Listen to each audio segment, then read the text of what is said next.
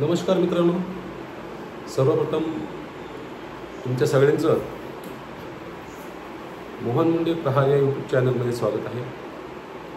मित्रांनो, मी आज तुम्हाला सांगणार आहे भारतीय रेल्वेमध्ये जी निघालेली भरती आहे तिची थोडीफार माहिती मी तुम्हाला देणार आहे. बाकीचं लिंक वगैरे मी तुम्हाला डिस्क्रिप्शनमध्ये देणार आहे. आपण डिस्क्रिप्शनमध्ये जायचं आहे, लिंकला टच केल्या क्षणी आपण त्या साईडवरती जाणार आणि बाकीची प्रोसेस तुम्ही बघून घ्या.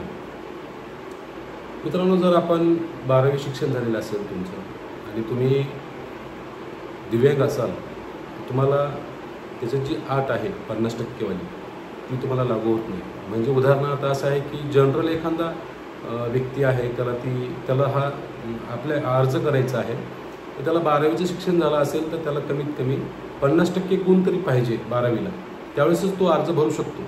परंतु दिव्यांग बांधव जर असेल आणि त्याला अर्ज करायचा असेल 50%पेक्षा कमी गुण असेल तर त्याला तरी भरता येते फॉर्म, कारण की त्याच्यामध्ये ती अट नाही मित्रांनो. आणि राहिला प्रश्न अजून SC आणि ST बांधवांचा.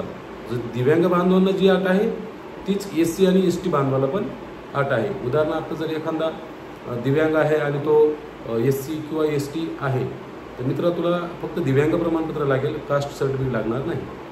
परंतु जर एखादा दिव्यांग नाही आहे आणि तो विचार करत असेल की हे दिव्यांग बांधवांसाठी आहे, परंतु तो ST आहे आणि तो दिव्यांग नाही आहे, तो SC आहे आणि तो दिव्यांग नाही आहे, तर त्यांना त्या सर्टिफिकेटची गरज पडणार. कारण SC ST याचं कास्ट सर्टिफिकेट लावूनच त्याला तो फॉर्म भरावा लागेल.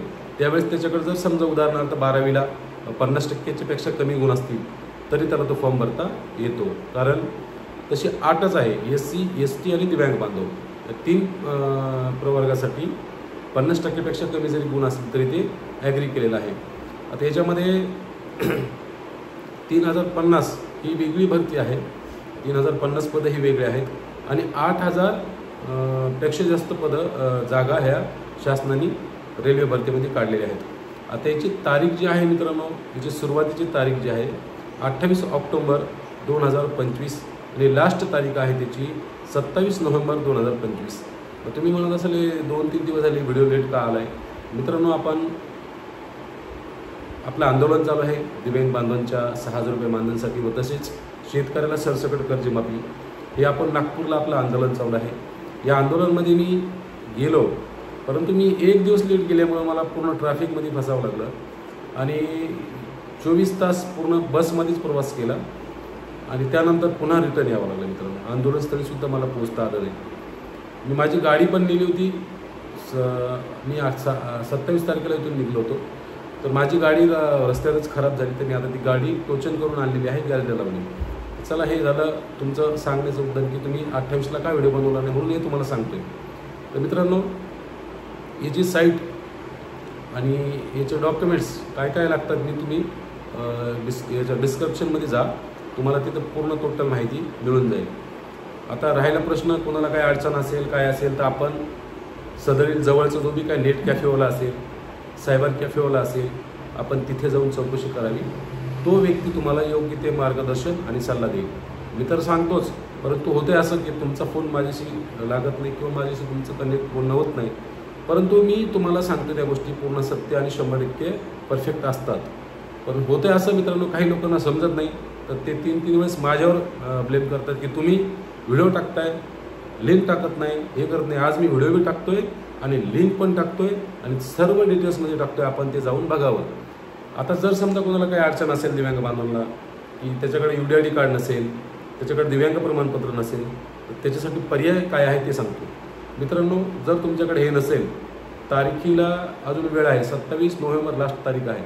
तुम्ही डॉक्टरकडे जाऊन तुमचं दिव्यांग प्रमाणपत्र एक हस्तलिखित फॉर्म मिळतो, तो जरी घेतला तरी तुम्हाला फॉर्म भरता येतो, हे लक्षात घ्या.